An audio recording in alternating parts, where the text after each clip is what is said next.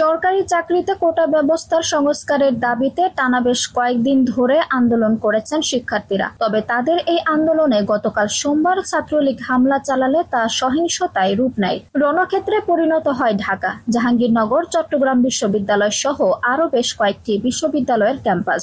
এমন পরিস্থিতিতে সোমবারই কোটা আন্দোলনকারীদের উপর হামলার বিষয়টি যুক্তরাষ্ট্রের পররাষ্ট্র দপ্তরের নিয়মিত ব্রিফিংয়ে উঠে আসে।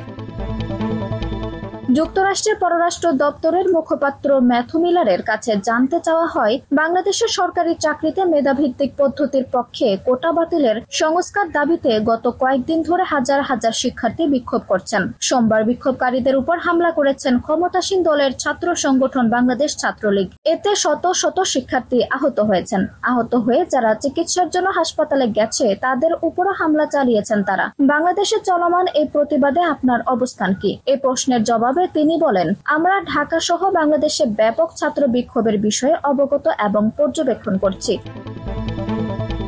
মত প্রকাশের স্বাধীনতা এবং শান্তিপূর্ণ সমাবেশ যে কোনো বিকাশমান গণতন্ত্রের জন্য অপরিহার্য। আমরা শান্তিপূর্ণ প্রতিবাদকারীদের বিরুদ্ধে যে কোনো সহিংসতার নিন্দা করি। যারা এই সহিংসতার শিকার হয়েছেন তাদের প্রতি আমাদের সমবেদনা। সোমবার 15 জুলাই কোটা সংস্কারের দাবিতে আন্দোলনরত শিক্ষার্থীদের উপর ঢাকা বিশ্ববিদ্যালয়ের ছাত্রলীগের চতুর্থমুখী হামলায় প্রায় 300 শিক্ষার্থী আহত হয়েছেন। এদের মধ্যে নারী শিক্ষার্থীও রয়েছেন। সোমবার বিকেল 3টা থেকে শুরু হয় ধাওয়া পাল্টা ধাওয়া। তারপরে শিক্ষার্থীদের উপর হামলা চালায় ছাত্রলীগের নেতাকর্মীরা। দেশের অন্যান্য বিশ্ববিদ্যালয়ের শিক্ষার্থীদের উপরও ছাত্রলীগের হামলার খবর পাওয়া গেছে।